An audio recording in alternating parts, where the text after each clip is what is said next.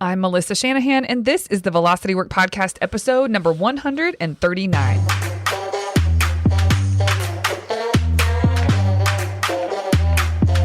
This podcast is for attorneys who are running their own firms. We explore tactics, tools, and stories related to pushing past simply lawyering well and into building a successful firm. Working in your firm and working on your business are two very different things. This podcast focuses on the latter. Hey everyone, welcome to this week's episode. I am thrilled to be able to share with you today a conversation I had a few weeks ago with Chris Nicolaysen and Jake Kimball. They are the founders of Springs Law Group in Colorado Springs. It's a PI firm, auto accident, and they're always a blast to sit down and talk to, and this conversation is no different. But on top of that, they were really transparent with all of the things. Everything I asked, they didn't hold anything back. And I love that because it really allows you as the listener to get the full story. And that can be vulnerable. Imagine being interviewed about the not so pretty stuff and the good stuff, like the whole picture. There's a little bit of maybe hesitation to really share, and they just don't have that. They are willing to share. They want to help fellow law firm owners, and all my private clients are like that. I was just thinking about the interview I just did with Michael Urbina. Same thing. And that kind of transparency is a gift to all of us. So thank you, Chris and Jake, for sharing in the ways that you did. Well, not much more needs to be said. It'll all be said in the conversations. So please enjoy. Okay, welcome to the episode this week, everyone. I'm here with Chris and Jake. It's my OGs, man, of Springs Law Group, Chris Nicolaysen, Jake Kimball. Thanks, guys, for joining me. Thanks for having us. Yeah, I really appreciate it. I wanted to have them on. Well, I should have them on more because I feel like so much happens and so many cool things, and they always have a lot to share. But it was like smacking me in the face. I needed to have them on recently because of some events that happened, which we'll get into in a little bit, but essentially just how successful they are right now and always, but they've reached some milestones that they actually didn't anticipate reaching even a year ago. And they're well on their way to much, much greater things. So we'll dig more into that, but I really appreciate you guys being here. I thought I would start with the last retreat we had, which was December 2021, planning for 2022 and beyond. We always capture lessons learned, and you guys had 3 lessons learned that I thought were so good and would be amazing for listeners to hear you expand on and why they're lessons and how you got there. So we'll dig into that first. Okay. The first one is don't tolerate people that don't fit. I know this is like, well, yeah, of course. There's probably a lot of people listening that are like, well, yeah, but sometimes you have to learn this. Like, it's easy to say, it's not as easy to execute until you've learned some things around it. And now for you guys, this is a no. You will not be tolerating people in the future that don't fit. So share more about how and why that became one of your lessons learned. Jake, you want to start? Sure. So I'll speak for myself. I find myself to be like too nice. So I will tolerate an employee who isn't meeting our standards far longer than I should. I don't like to hurt people. I don't like to make people cry. I like to give people second chances. I also recognize within myself that I can be a very judgmental person, and I can attach standards and expectations that maybe aren't fair. And so then I will also question myself, like, oh, am I not giving her or him enough chances? And over this past year, we just have seen it over and over with an employee that we may keep way longer than we should have. And then we also had another employee where within the probationary period, we realized this person isn't right. And we terminated the employment and felt really good about it. And the fallout from it was a little surprising, and it created some new challenges for us. But at no point did we ever feel like, oh, shoot, what do we do? So I think it really solidified it for me that, okay, this isn't the right person. Let's end this now. And it's taken me 5 years to get to this point, and I still don't think I'm really good at it, but at least we're learning that lesson. Meaning just cutting it off, letting them go if it's not more quickly when you realize or you see red flags. Yeah. Yeah. Chris, what do you think? Yeah, I think it's so there's the adage out there that the best client that you have is the one that you've said no to. So in the same regard, I mean, you have to shift that into your own team at times. We were actually just on an interview, and one of the things I said to the interviewee is, we are a good place to work, but we're not the right fit for everyone. If we would have been, then everybody that used to work here would still work with us and for us, but we're not the right fit for every person. And so it's being able to know right away, and we're not perfect at it, but to kind of make that choice. And I think the tell to me is starting to become when you're having multiple conversations, but multiple times you're saying the same thing about this person over and over and over again, you're running almost a definition of insanity at that point. So that it's probably, what the answer is in your gut, and it's time to make a move. And I think it's just us getting better at it. We're not perfect at it, and we're still going to try to keep improving, but that team member that you can ultimately say no to and let go of, that's not the right fit. I think your team actually sees it and will respect you more for it in the long run because they get it too. They see why they already know too, deep down. If you have a good team, the rest of your core team is solid, then that's why I think it's super important. Yeah. I don't want to be so specific that I'm hurting anyone's feelings that's listening to this, but we lost 2 associate attorneys at the same time. Mm-hmm. And if you had told me that 3 years ago that would happen, I probably would have just had an anxiety attack right then. But it wasn't as bad as we thought. And just like what Chris has said, the staff was just like, good, let's go. It's time. Mm-hmm. I thought they would be like, well, what's going to happen? And there's all this uncertainty. No, they all were really like, yeah, I don't think they were like happy that it happened, but it was really nice. It was really sweet. They actually gave me a card voicing their support, and that meant a lot to me. And so if there's a listener here who has the kind of anxiety and fears that I have, I think you're probably overthinking it. You're probably giving the fears too much power. Yeah, I think and it was for the best in retrospect. I mean, share why they gave you a card and not Chris, because that's funny. I don't know why they gave me a card. It's funny because it might sound funny that they only gave a card to one of you, but it's because you're the lawyer. You're the managing. Go ahead. Yeah, because I was managing the cases. Yeah, I was managing the 2 associates that left. So yeah, a lot of their work fell more directly under your shoulders than other people in the firm, and so they were giving you support. Yeah. So. Or Chris put them up to it. One of those 2. I'm not sure which. Yeah. Well, so that's what I was going to bring up. I'm glad you brought that up. And this isn't, I know that you want to be respectful just as much as I do in case someone's listening to this that did leave. But the truth is there was some sort of relief like, okay, now let's go. Everyone kind of felt it. You may not have known that, but everyone was kind of feeling the lack of fit. And so when you made the call, one good argument for making the call sooner is that you could just move forward more quickly. Everybody, not just. Yeah. It's just like what Chris said. The team, they know if someone isn't fitting in well. And we could also see the effect that the lack of fit was having on other people's productivity. It wasn't just, oh, this person's annoying me, so we're going to get rid of them. It was starting to affect other people's productivity or their morale.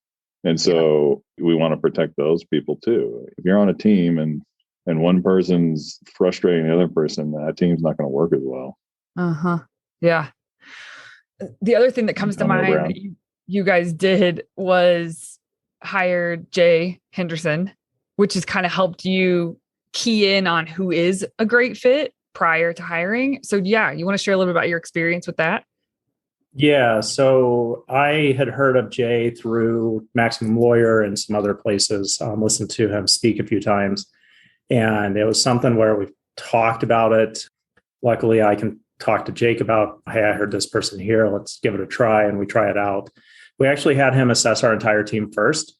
And he did a great job at kind of talking to each of us about our strengths and our weaknesses. And, I've got a list behind me of everything about me. It was a really good tell on kind of personalities, on working habits, things like that with each of us and what we needed for each role. And so it's been a help piece. We're still using him for any new hires that we use as well, but we use him to help us figure out now what strengths do they have, because his belief is everybody has talent, but also at the same time, what are their risks? Because everybody, we're all not perfect. It's trying to figure that out then at that point, what risks are it and how much risk are you willing to take when you hire somebody? And it's just more data and more information.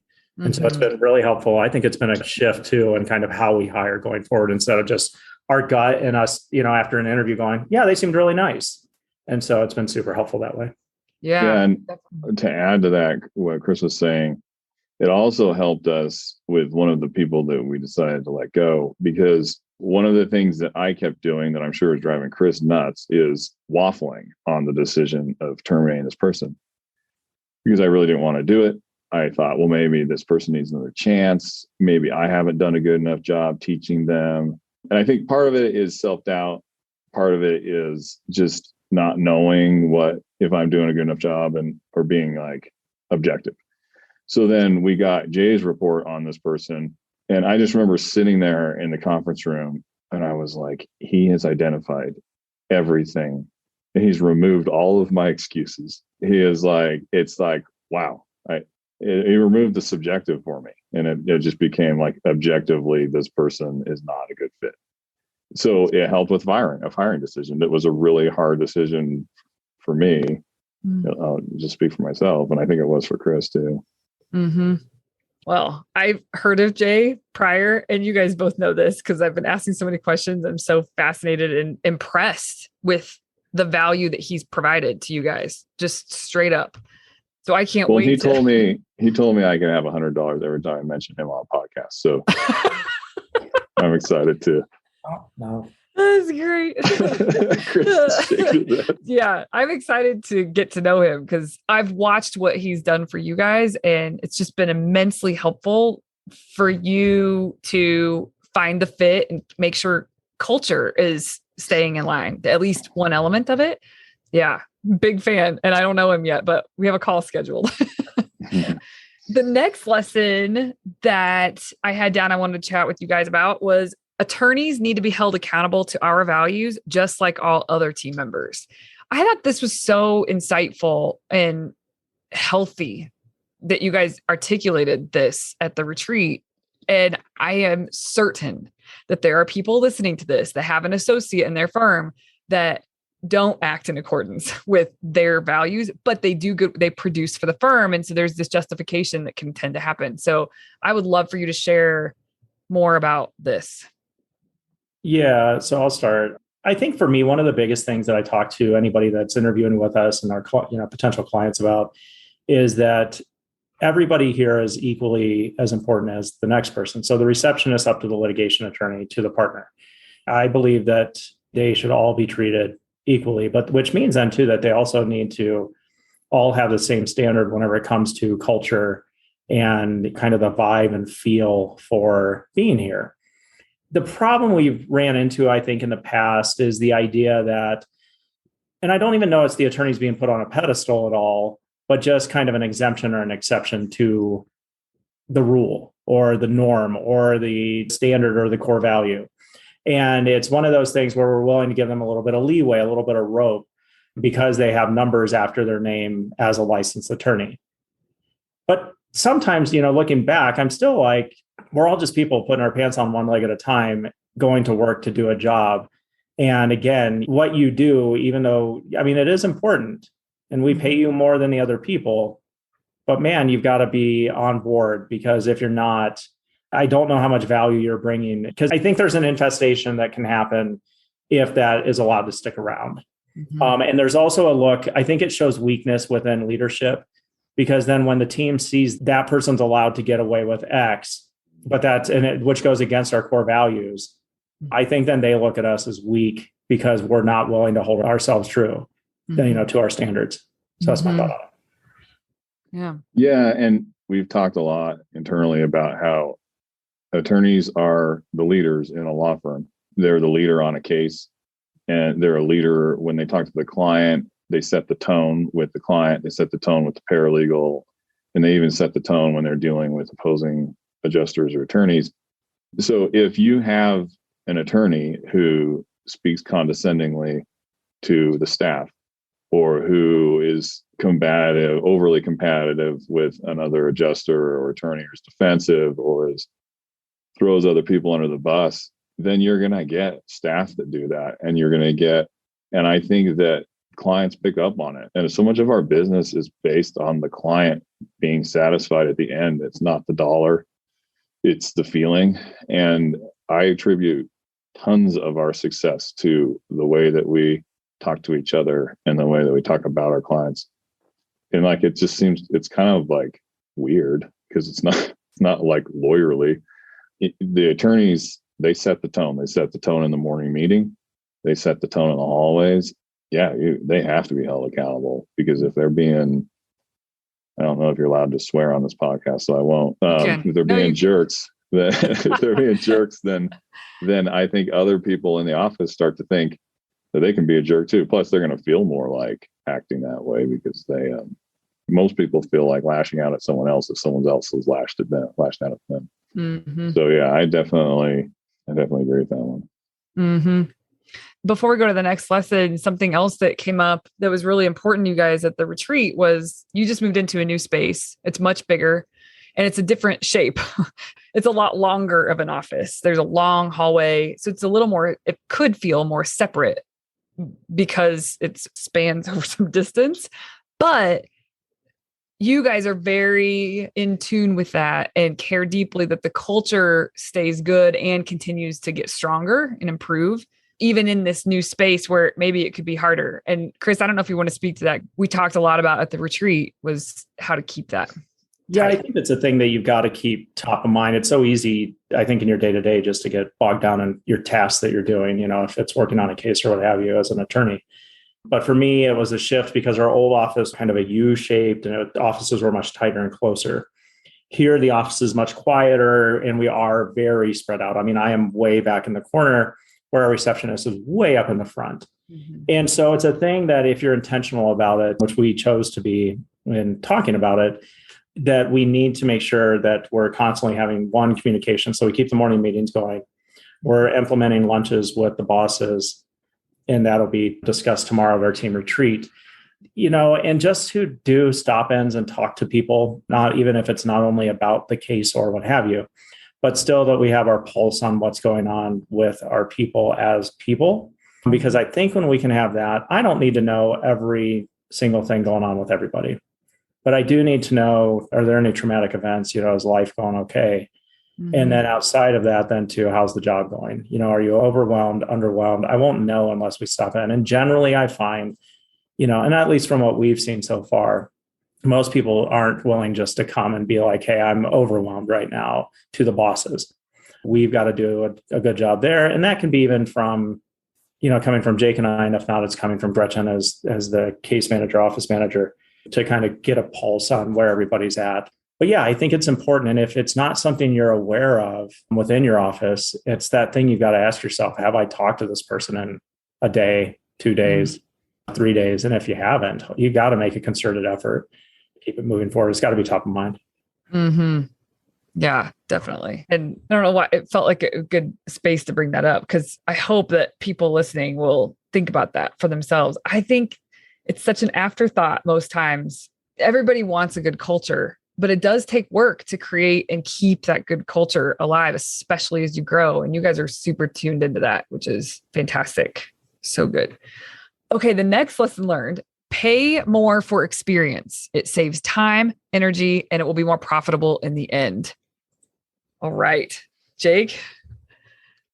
This is one that's really hard for me because I am a cheap mofo. Chris is probably just like, lesson learned.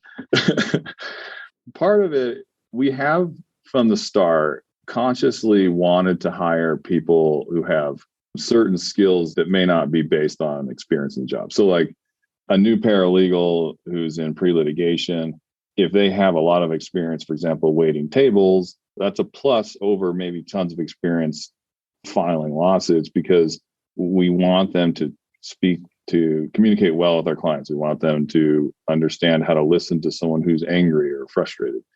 And so we look for that. And the other side of that coin is you get somebody you've got to train up. And like we just hired a litigation attorney who has more experience than both me and Chris combined. And it's awesome. It is such a relief. It's so great. I love that I can go down the hall and talk to him. And have you ever seen this? And almost every time he asks, I love it. He's way more expensive than his predecessor, but it's worth it. And also just like I have a peace of mind and we have like additional brain power. And so it's really great. I'm not going to say I'm still not cheap. I'm still like struggling with that part, but like I can definitely see the benefits. I really like that. What do you think, Chris?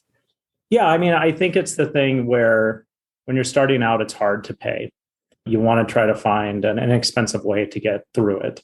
We've made mistakes in the almost 5 years. I mean, we'll hit 5 years next month that we've been open. We've paid for things that have services that have not necessarily worked. But I think that's part of the business process. And so then it's deciding what you want and what has the true value for you. And so it's that idea and adage too. I talk to people all the time about how when I turned 40, that time started to have a lot of value for me, more than money even.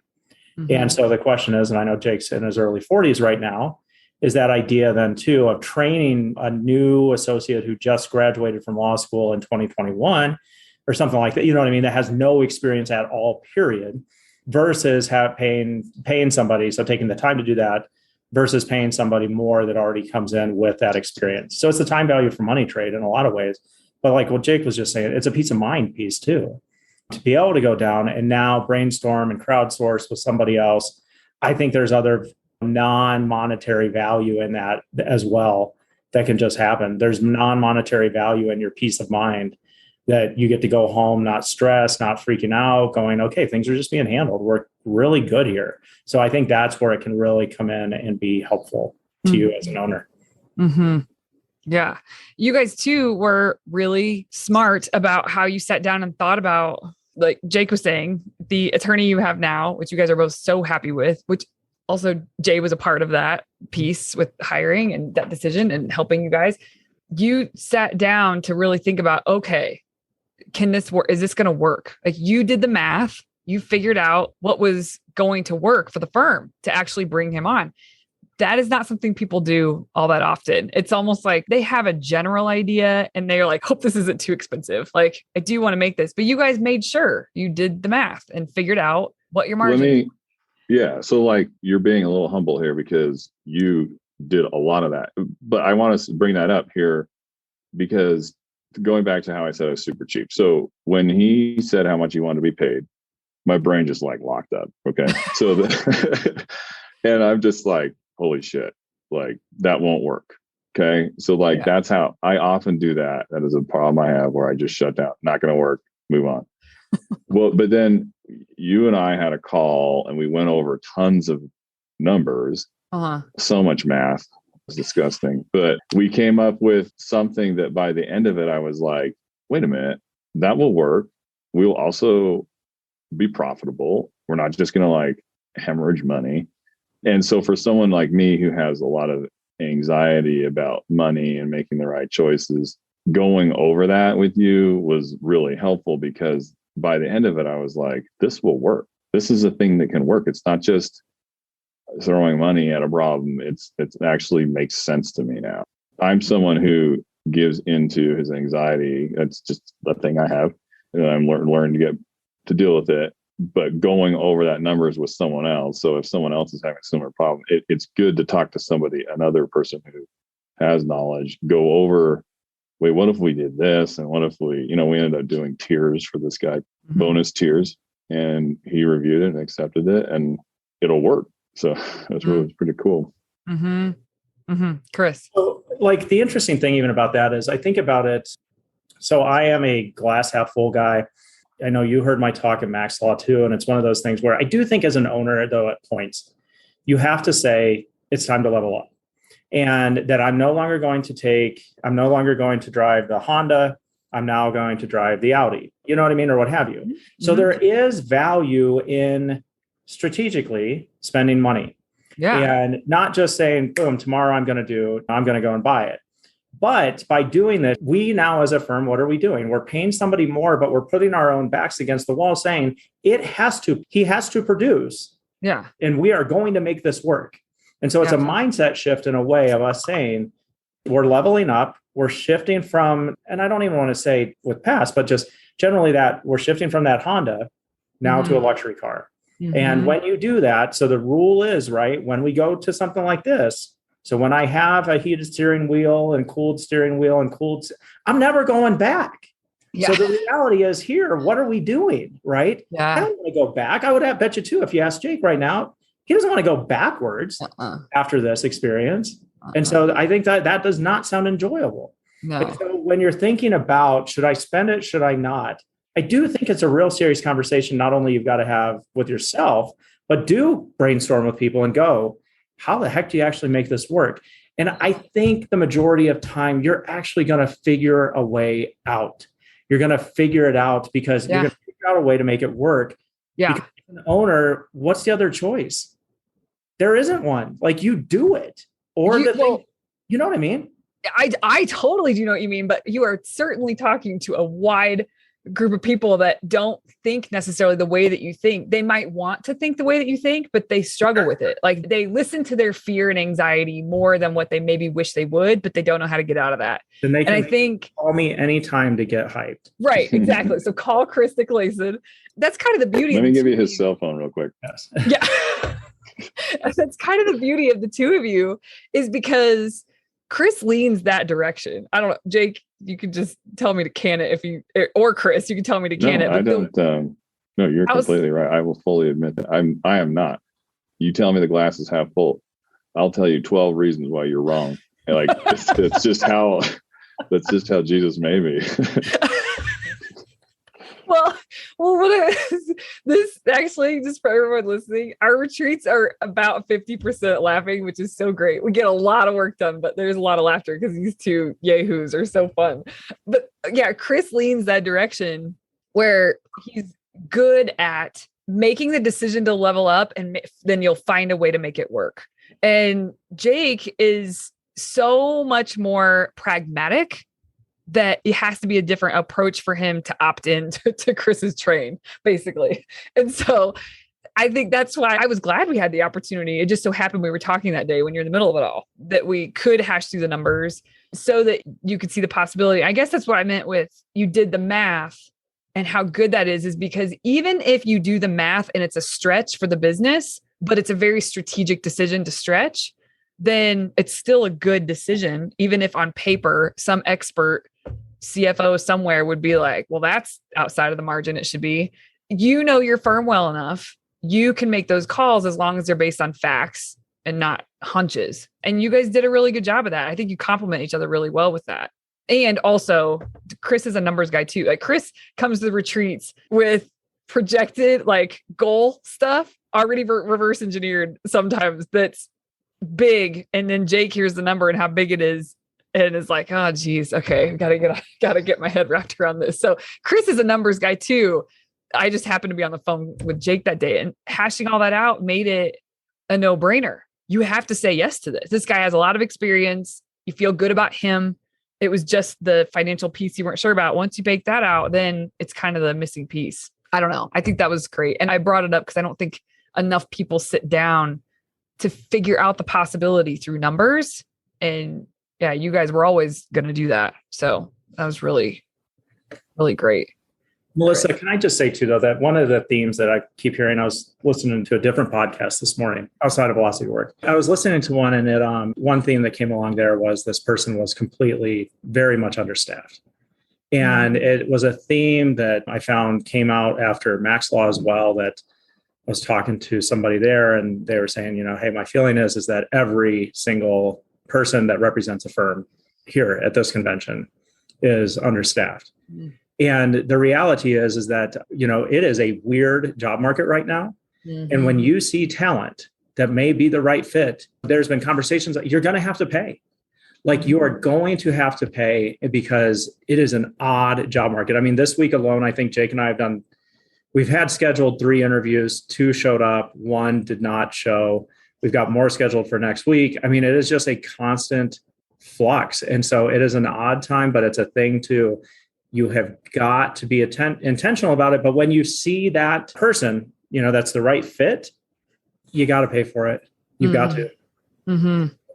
It is that question that sort of annoys me because when it's used in certain contexts, but can you afford not to? That is a good question in this instance, for sure. Mm-hmm.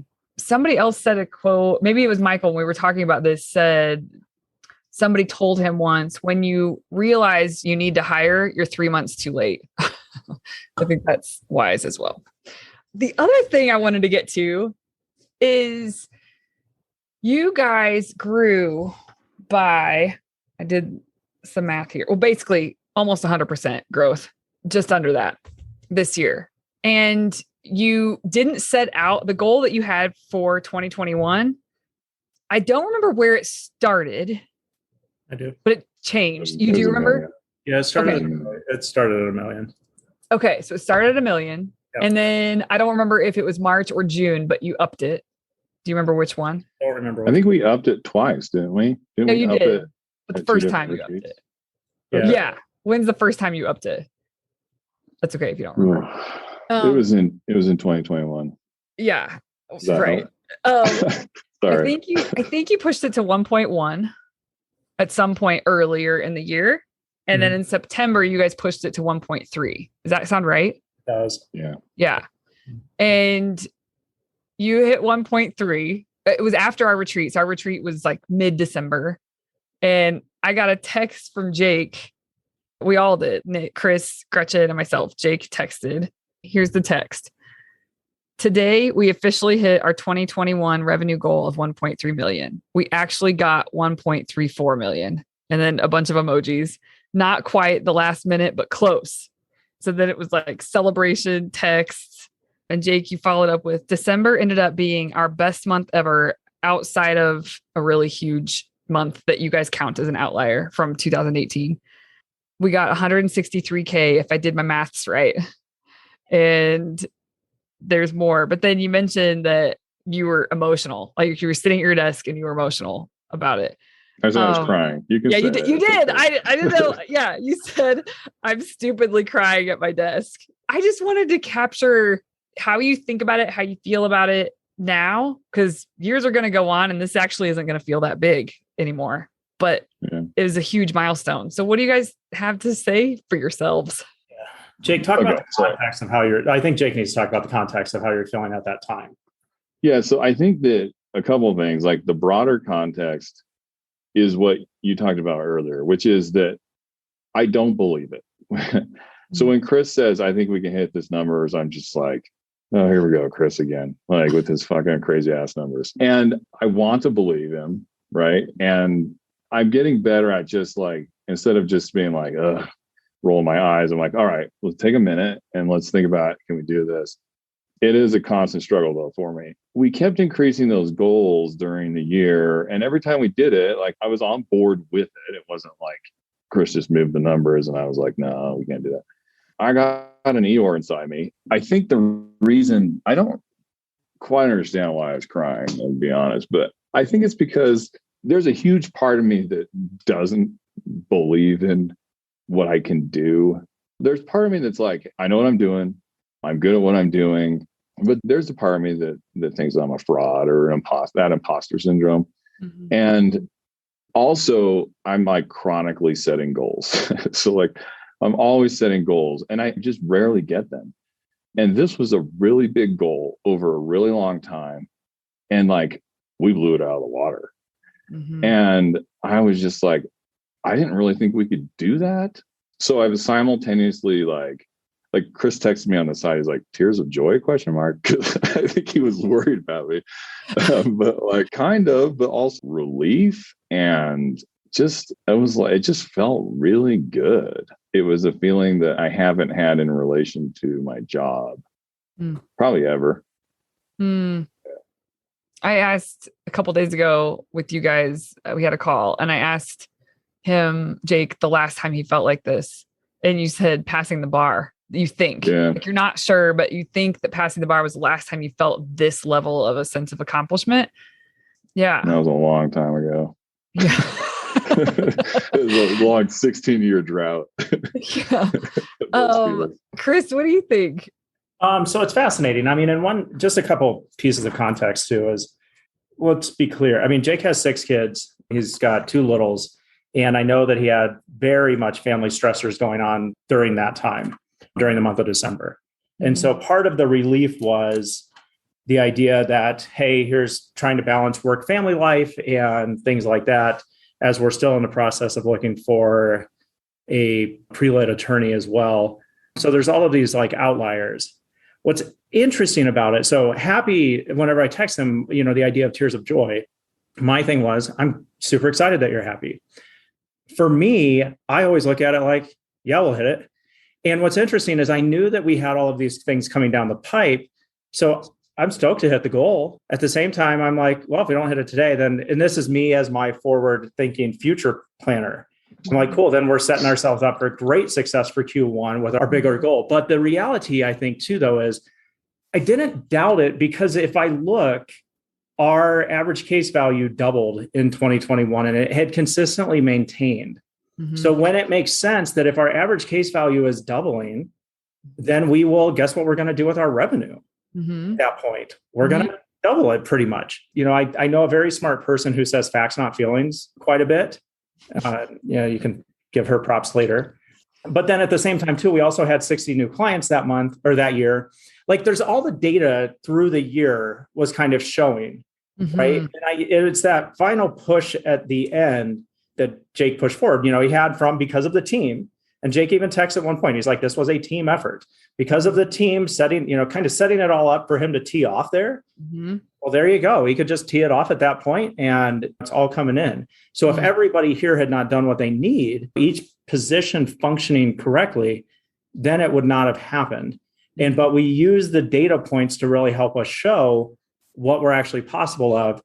So when I get somebody that's a stubborn, I'm going to swear for a minute, a stubborn ass and won't actually believe in the goal, then it's like, it's not a feeling. It's just the data showing, yeah, we're going to hit it, because we just keep our heads down each day, doing what we know we need to do, moving them forward the way that we've got it set up. Yeah, it can happen. It seems weird that it happens, because it's like, really? That we did that? You know what I mean? But that's kind of where the way I look at it is, that's why those things happen, because of the day-to-day things. And I get it. I wasn't here. I was flight nightmare. But it's the idea for Jake at the end, that final push probably felt like a lot, right? But it was the day-to-day that actually got it to that little piece, you know what I mean? To that piece at the end, I think. So that's kind of my thought process on it. This is how I think about it. I know it's not how everybody thinks about it, but it's similar to you. When you're looking at the numbers, there's an inevitability about hitting your goal. Absolutely. Even if it doesn't happen to your point, which I love, that is, everybody should take a page from this book. It's not a fail if you don't hit it by December 31st, 2021. To you, it's the same thing. That's not a fail. It just means you're about to hit it. Like you're about to get, it's so easy to look at if you don't meet a goal and it's a failure. And that's just not true. There's an inevitability that's backing you up. Let me comment on that. If we hadn't gotten the goal, I would not have felt like I failed. Yeah. However, goals are important to me, and arbitrary time goals by their nature have to have an arbitrary deadline. And to hit it, it felt really fucking good. That's the difference. Because Chris had talked to me before this, and I agreed with him, like, hey, if you don't get 1.3, we have a really big settlement coming up in January. Like, we're fine. And I'm like, I want to get this fucking goal. Yeah. And I want it. I want it bad. And then to get it was just like, okay, that's really awesome. And so that's the hard thing about goals, is you really have to be okay if you don't get it. You can't destroy yourself. But you also, in order for them to be effective, you have to really want them, and you have to really work toward them. And so it's like this weird duality where you got to really want it, but then you have to, I really like the NFL. And so I look at these great quarterbacks who, they want to win really bad. They throw an interception. They don't just start crying. They just sit back down. They get their tablet out. They figure out why they threw it, and they get back out there. So to me, like, that's a really good example of, they work super hard. And then when they do something stupid or when they make a mistake, they just get back to work I think that's the hard thing about a goal is, I'm sure Tom Brady never has a goal that I'm going to throw an interception. But then when he does, he's just like, all right, well, I made it a little harder to get my goal, but I'm still going to get it or die trying. Mm-hmm. Yeah, definitely. And to talk on that, there was a conversation right before holiday that we talked about that with that settlement that we knew was more than likely going to come in. It was just a business conversation on, do we give it now? Is it a thing where we add it to our books now or at the beginning of the year if everything aligns? And strategically, it's just a conversation that we were talking about of like, what's the right, not personal decision here, but what's the right business decision to make? Kind of how do we move forward? Because the reality is it didn't come. It was just a thinking out, future planning. If it comes, what do we do? But then, and Jake was like, but I still think even with some of the smaller ones that we can still hit it. And that's what happened. And it's still a lot of things outside of his control of relying on the mail and other things like that.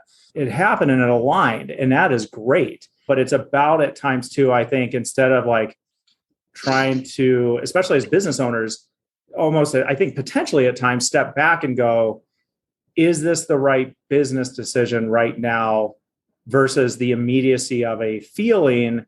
You know what I mean? Because like Jake was saying, I want to hit it. But if we don't hit it, I still understand the business, understand the decision for the need of the many and of the business as a whole. Mm-hmm. Yeah, definitely. I want to ask you guys too, this kind of growth, people would cut off their pinky for that what you guys have experienced this year. And that comes with its own set of challenges for sure. But what would you guys say? You did your lessons learned at the retreat. We went over some of the key ones there. But when you think back of the journey of going from 700 something, 704, something like that, to 1.3, 4, don't forget the 4. What do you attribute the success of achieving that? What do you attribute that to as you look back over the course of the year and further back, if it makes sense? I'll list a few things here. One is the team as a whole, us coming up with systems, and they're not done, they're not perfect, but coming up with a system and a processes on how case flow should work, on how a workflow should go, being in touch with our people and celebrating them when it's time to celebrate, having hard conversations when it's time to do that. It's the day in and the day out, the tiny mundane things that we do, that they do, that actually I think would attribute to a lot of it. Being intentional about our reviews so people can find us. Like Jake talked about, making our clients happy. The last thing, and then I'll let Jake actually piggyback on this last thing, would be hiring Velocity Work 2.5 years ago. But it's hands down to me probably one of the most important things, because prior to that, we did not know our numbers. And I'll let Jake talk about his comments on Velocity Work and then the other stuff. Gosh, you guys, thank you. I guess I should just say thank you. What a privilege to work with you guys. You do the work. Some people aren't willing to do what you guys do. That's for sure. This question that you asked is a really hard one. So I agree with everything that Chris said. I frequently ask myself, like, what did we just do? Like, it's hard for me to believe. I was just looking at our numbers. In 2016, personal injury, we brought in 154,000. Mm-hmm. And so then we brought in 1.3 this last year. I'm not a religious person, and so I don't really know what to attribute it to. Sometimes I think I work on my positive thinking and read a lot of like self-development on the universe. And so I hope part of it is that putting it out in the universe. Chris is really good at that. He's really good at picking something and believing in it. And so I try and follow that.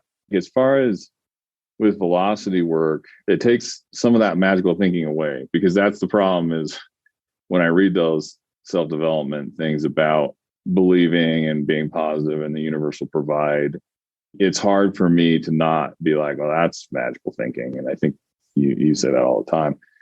But another thing that you've done with us, as we've talked about, Chris and I are very different. And there are times when we think about the firm like in completely different ways, where we think about money in completely different ways. And one of the things that you've really helped us do is point us both in the same direction. Neither one of us is overriding the other one. It's not like it's Chris's way or this is Jake's way. And I think you've really helped us point in the same direction so that we can use those things that are complementary instead of making them antagonistic. They're complementary, because we have had times where we're butting heads and getting on each other's nerves, and we will have more. I think that's another thing that's helped, is having someone who's not in it, almost like a marriage therapist. Not like we weren't like we were going to get a divorce, but like, let's talk about, Chris, what you want. Jake, let's talk about what you want. Look where they're overlapping. Look how we can achieve those things. And I think that's been super helpful too. I don't actually know 100% how we got here, and I'm okay with that. Yeah. I'm grateful for where we're at. I don't always understand why we're doing well. And I look at other law firms and they're trying really hard and they're not. And there's certainly a place for luck, but we try really hard and we're genuine and we're sincere with our clients. And I think that matters and that comes out. And the other thing I was thinking about when we were talking about average case value, and Chris mentioned that it doubled and more than doubled. Mm-hmm. We're really open to recognizing that we might not be doing it the best way, and that other people who have done it longer and have made more mistakes can tell us, hey, you guys are making this mistake. We've several times gone back and looked at, okay, how do we add value to a client's case? Where are we undersettling? What can we do to help the clients comply with their treatment plan better? What can we do to weed out the bad clients? They're not bad people, but the clients that aren't going to further our goals. And we don't stop. Like, we don't rest on our laurels. We're not like, okay, now we know how to do it. Right. So I think it's a type of intellectual humility where we're willing to say that, like, we found a way to do it pretty well, but like, man, I can't wait to hear what someone else has to say. So for example, this summer we went to Trial by Human, and they look at a case that's so different from the way that I had been looking at it. I was just like, what? I don't understand what you guys are saying at first. You can't be serious. Like, you really waive economics? As uncomfortable as that is for me, like, we just keep doing it. And I think Chris is really good at pushing me out of my comfort zone there. But I think we're just not satisfied with the way we're doing it now. Mm-hmm. I don't really think it's in either of our personalities to be satisfied ever with the way that we're doing it. Mm-hmm. I agree with everything you said, just from an outsider's perspective. And I'm not a total outsider, but I don't work in your firm. There's a clear difference between certain firms and their success, and then firms that tend to spin or just can't quite figure out how to get the growth that they're wanting to see or even be on track for it. I think all the things that you guys have mentioned are definitely true. And just internally, how much you care about the clients, how much there's a lot of integrity with the way you guys operate. You're always looking to improve so that the experience is better for them, and you're business minded at the same time. I was just talking to somebody about the other day. You guys walk that line really well where you care deeply about one side, but if you lean too far that direction, your business is going to suffer. You guys do kind of walk that line really well where you pay a lot of attention to the business. I think you're good stewards of your firm and you care deeply about the clients. So yes to everything you said internally about wanting to continuously improve how you do things in the firm, just doing your best, trying to put one foot in front of the other. It's like the we things. Also, I think from the kind of work that we do together, the fact that you guys every single quarter take a day or two, depending on the quarter, to get in a room and shut the door and evaluate the quarter you just had and make plans for the future. That's a commitment that not everybody's willing to do or to make. Like, they're too busy or they're too whatever. There's reasons why that doesn't make sense for them. You guys haven't had any excuses with that. You've done it, period. Every time, every quarter. There hasn't been a quarter missed at all. And that over time also, it's a different way of thinking about it. But just like Chris was saying, it's just the everyday, the little things that add up. It's the compound effect of these things. I think the compound effect of you guys getting in a room every quarter and hashing this stuff out. And some quarters are harder than others. They're not always pretty. Sometimes they're really tough. Some are a breeze. It's like, wow, we have a little extra time today. But it's just the compound effect of showing up for that every time. And you think about someone who does make plans, but it's not facilitated. You guys are smart people. Lawyers are smart people. But it's hard, I think, to get in a room and do it for yourself in a way that you guys have juiced those days for more because someone else has to worry about facilitating and you just have to unload your brain and then we can sort it out. I don't know. I just think your commitment to it is impressive. A lot of people like to talk about quarterly planning and quarterly retreats. A very small percentage of people actually commit to doing them in a structured way. And I think that has lent itself to, that's been a piece of the compound effect. Another reason I think that a lot of people don't do them, this is what I think. So there are a lot of times when we have a retreat and I'm driving up to Denver and I'm like, I have a bajillion things I need to do and I don't want to sit down and talk about numbers right now. Like, and I think every attorney I've ever talked to who owns their own business is super busy. And so it's like, I don't have time to set this aside. I got to answer written discovery that I forgot about, or I got to get ready for this deposition. But the problem is there's always going to be those things. I'm very much someone who gets stuck in the busy and I'll take a step back. And so then it's good if you commit to that quarterly meeting, then it's just non-negotiable. I'm not calling you up and I'm not calling Chris up and saying, I'm not going to the retreat. It's not going to happen. It's like having a workout buddy in a way. Like, you're not going to do that. You're going to show up. By the end of it, you're like, okay, I'm glad I did that. That's, I think, another, for me at least, is you get stuck in the busy. There's always lots of things that you really, really want to get done. You're like, I don't want to just talk about goals in 2022 right now. I haven't got my ones in 2021 yet. That's literally what I was thinking on the way up to our retreat in December. That's I'm like, amazing. 2 days? Like, my kid's daycare is closing. But then when it's over, I'm like, okay, like that needed to be done. Yeah. You guys are impressive. You walk the walk. There's a lot of people that talk the talk with the best of intentions. They're not trying to be out of integrity with what they say, but you guys actually do what sounds right to do. You do it. That's pretty cool. You guys are awesome. Congrats. Yeah, we are. Congrats on 1.34. Yes, you are. Yeah, congratulations. I'm super pumped for you guys. And now the other thing that people should understand is you nearly did, if I'm exaggerating too much, just tell me, you nearly did the 1.34 on your own. Does that feel fair to say or no? What do you mean? Like you were the attorney doing the most, like producing the most for the firm. Yeah, because we lost the other two attorneys and the new one was just getting up to speed. Yes. It just feels like that's pretty remarkable. It was a tough period. Like you decided to take on a lot more for yourself. It's interesting because one of the things that I was thinking about when I was looking back and just sitting here in my office crying all year long, I was like, could one more fucking thing go wrong? It would be things like, so Chris mentioned I have 2 little kids and they're in a daycare, and like the daycare would close because of COVID. And my wife, we had a baby this year and that used up all her maternity leave. So she couldn't take time off work. She works for the government and they're not very flexible. So then I got to stay home with the kids and change a diaper and try and negotiate a settlement and figure out what these liens are. And then the 2 attorneys left at the same time in October, Chris? Was it October? So it's just like one thing after another. And I felt like the whole year I was spinning my wheels. Like I'm not getting done what I need to get done. So then at the end, when like we got there, I was like, what? Mm-hmm. Like we got here? I did not see this coming. It is a testament to you just keep going. Yeah. Like, yeah. Because it's not like life's ever just serve you up a smooth concrete highway that has no potholes or other drivers driving crazy. The idea, I think of this, I've talked about this with my therapist.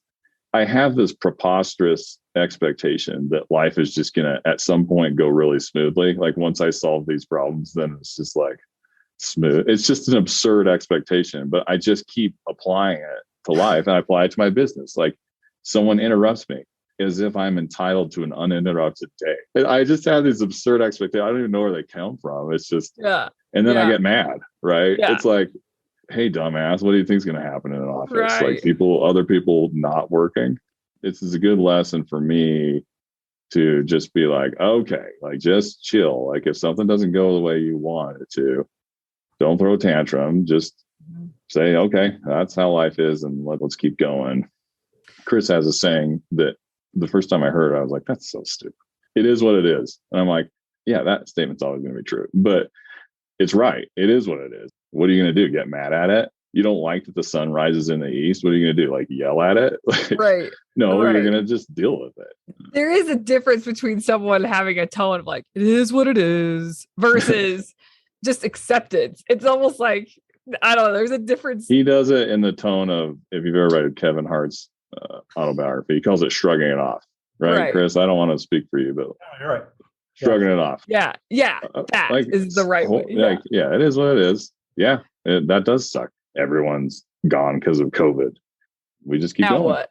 Most of the cases that we settled during 2021, we got during this horrible pandemic. Yeah. So you can freak out about something or not, and it's still going to be the same. Yeah. Can I just say it may? Oh yeah, please. Just real quick, is that when, and this is why our partnership's so great, that when Jake says, I don't know how this happened, yet he attended each of the quarterly retreats. So this is to anybody else out there too that might be somewhat similar in that sense of that thinking. And this is me as the grand optimist of thinking, you know, the number. I mean, so the reality is sometimes the truth is like sitting right in front of your eyes, right? The reality is sitting right in front of you. And you're just kind of looking away, looking up, looking down and trying to go, what? No. Part of it is that he knew. It's just, I don't think he wanted to accept it. Maybe is the idea of like, holy shit, like we're doing that. Like that's what we've done, what we've built, what we put in place. It's actually bearing fruit and it's an amazing thing. And so and this is more, not even towards Jake, it's just more to any pod listener out there that if you're kind of going, holy cow, how is this, how is this happening or what's going on? The reality is, step back for a minute, take a look. And I do think even that moment that Jake had over the holiday, right after he hit the goal, I think it's so vitally important that each person out there take a moment and give themselves some grace. Mm-hmm. It's so easy to beat ourselves up every single day on us not, especially for type A attorneys, to beat ourselves up that we're not hitting the goal, that we're not where we need to be, that, and things like that. But you've got to take that moment and give yourself some grace. Like you're going to drive yourself insane if you don't. But I think it's so important, like take a moment back and just breathe. I'm a very tatted up attorney who's got a lot of Zen shit on me, but it's one of those things you got to find your Zen and peace for a minute. Because if you don't, like, I think you're going to drive yourself nuts. And not only are you going to drive yourself nuts, you're going to drive your family members nuts and your teammates nuts, everything else too. So finding that spot where you go, holy cow, we did do it, and then I see how you don't need to maybe see, sometimes you just go, cool, we did it. Mm-hmm. But it's that kind of just that thought there generally, because I was telling Jake earlier, I listened to a pod today. I know there's literally the other attorney that was talking very similar in the same way. Like you were saying, Melissa, I'm probably an outlier in a lot of ways as an attorney. Mm-hmm. Jake probably in some ways, and the thinking is probably a lot more similar in some of those things, is to have that piece of that moment of grace and just go, cool. Do I need to know real? Maybe not, but it's that kind of attitude. I think that can be helpful. Yeah. One of the thinking traps that I get into, like, so when Chris is talking about like, well, you knew it from the numbers, is I actually, over the break, my wife and I went and saw the new Superman movie, and the MJ character in there, like part of her character arc is she talks about like, well, if you don't believe, you can't be disappointed. Right. And I was like, I want to stand up and like clap for her. And I'm just like, that is like a thought trap that I get stuck in so much. And it is like, it's the end of quarter 3 and we're looking at quarter 4 and they're like, and we talk about how we could hit 1.3. I'm like, yeah, I see from the numbers, but like, I'm afraid to believe that because if I don't, it's going to hurt. Mm-hmm. Right. That's the problem, is if you really want something and then you don't get it, it is painful, but you just have to get over it or you're not going to get the stuff you want. And that's kind of how her character, in the spoiler alert, her character arc in that is, she's like, no, I'm going to believe. It's a tough one for me. It does not come naturally to me. That's not my default setting. Yeah. That's so good. If you don't believe, then you can't be disappointed. Meaning you don't have the right to be disappointed, or in the movie, it was like, you physically can't be disappointed. I think Homer Simpson also put it really well. He said to Bart once, trying is the first step toward failure. That is, I'm not saying that's a way to live your life. I'm just saying that is a real way of thinking. And that is like how my default setting is there. And I have to be like, whoa, there it is. Yeah. The bigger you dream, the bigger you set yourself up, or the more you set yourself up for bigger disappointments. That's just true. And it's almost like, I like the way that you described, because if I believe in that, that's really going to hurt if I don't get it. But having the courage, people think courage is like, it sounds like a pretty word. Courage sucks. Like when you actually feel courage, that's terrible. It's like you're having to go against everything that's telling you to run the other direction. That's exercising courage. And that's hard. So exercise, it's like really courageous to believe in something really big because the risk is more. There's a lot more at risk the bigger you dream, but it's worth it. And you guys are feeling that right now. You're starting to taste it even more and more and more. It's like a cycle, like a spiral up. Yeah. Yeah. Oh, good deal. Thanks for doing this, guys. I really appreciate it. You're welcome. Absolutely. Yeah. All right. Talk to you soon. Hey there. If you enjoyed this podcast, I highly recommend you come and check out Mastery Group. It is where owner attorneys come together to study this material, apply it, and thus create really big results for their firm and for their life. So come on over, velocitywork.com/join to get more information and get started. Show notes from this episode can be found at velocitywork.com/podcast.